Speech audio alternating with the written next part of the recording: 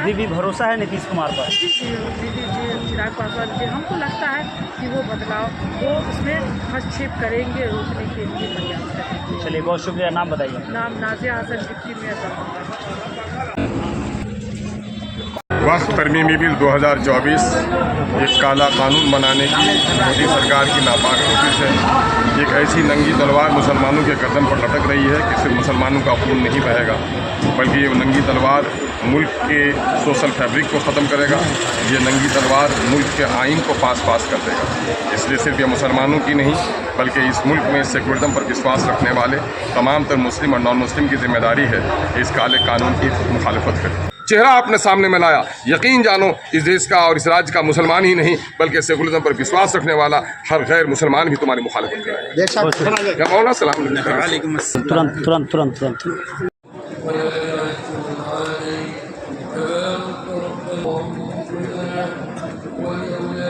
Credentials हैं, इसलिए मैं उम्मीद करता हूं कि वो हम लोग की बात सुन लेंगे। काफी लोगों ने कहा कि इफ्तार की मुखालफत की और हाँ, तो जमहूरियत में अपनी आवाज़ सुनाने के तरीक़े होते हैं, वो एक तरीक़ा था। क्या वहाँ से कोई मैसेज आया अभी आप लोगों के? अभी तक नहीं आया। क्या लगता है नीतीश जी आपके फेवर में आएंगे? मैं उम्मीद तो करता हूँ, बिल के खिलाफ जाएंगे? मैं ऐसी उम्मीद करता हूँ। अगर ऐसा नहीं हुआ तो? अल्लाह तबारक ताला ने हम लोगों को जो कहा है करने को, वो कोशिश करने को कहा है, नतीजा निकाल के लाने को नहीं कहा है। हम लोग कोशिश करेंगे, हर कोशिश करेंगे जिससे कि सही नतीजा निकले, इस मुल्क में अमन और अमान रहे और हर ग्रुप का हक महफूज रहे, राइट्स महफूज रहें। बहुत शुक्रिया। क्या हुआ बात जी? आज के इस प्रोटेस्ट पर क्या कहेंगे? राष्ट्रीय जनता दल के नेता लालू प्रसाद जी और तेजस्वी जी स्पष्ट रूप से कहे कि हम सदन के अंदर भी सदन के बाहर भी मजबूती से लड़ाई लड़ेंगे और तब तक लड़ाई लड़ते रहेंगे जब तक इस बिल को वापस नहीं लिया जाता है।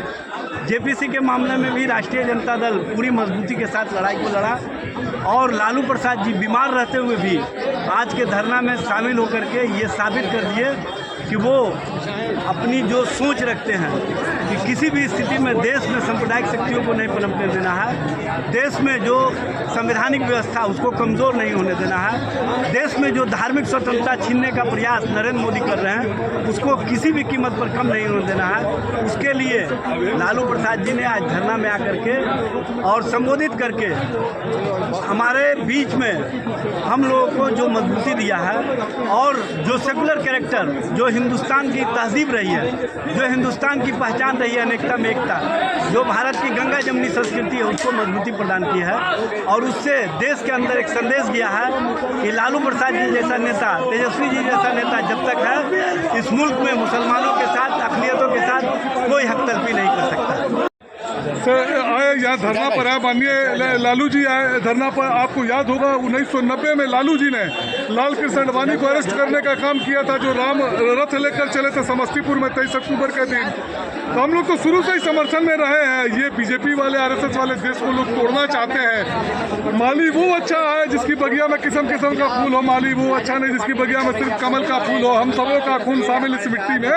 ये देश किसी के बाप का नहीं है। भारत माँ के 4 सिपाही, हिंदू मुस्लिम सिख ईसाई। नमाज सुबह का वक्त बहुत हो चुका है और अब ये आखिरी मरहले में पहुंच गया है। जनाब सख्त मौलाना रहीम मुजद्दिद साहब हुकूमत बिहार में आप तशरीफ लाए और 1 मिनट में अपने ख्याल का इजहार फरमाए। इसी तरीके से कन्वीनर तंजीम अइम्मा पटना बिहार के जनाब मौलाना मुफ्ती हुसैन अहमद कासमी साहब से भी गुजारिश है कि करीब तशरीफ ले आए और आप भी अपने आज़म का इजहार फरमाएं। और दूसरी एक तंजीम अइम्मा जो पटना की है जनाब मौलाना गौहर इमाम साहब शाही शरीफ मस्जिद वो सदर है उसके, वो भी तशरीफ ले आए ताकि आप सब बताएं कि हम सब वक्त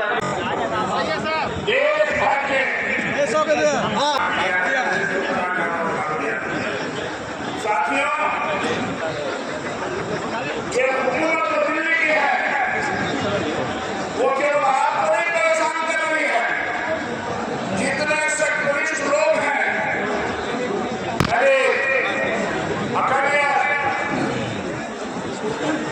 सभी लोग याद रखें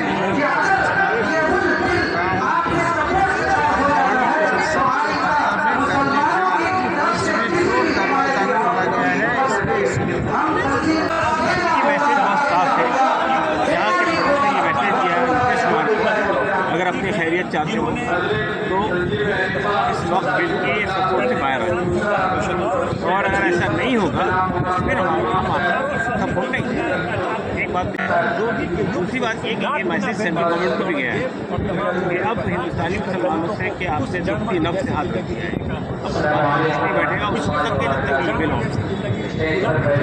समझते हैं कि मोदी जी ने हमको जगह को पूरी मिलत जा गई यहाँ के बाद विजयवाड़ा में, उसके बाद हमने ये तय किया है कि पूरे देश व्यापी अभियान करें। वो कब से होगा अगर नहीं हुआ तो?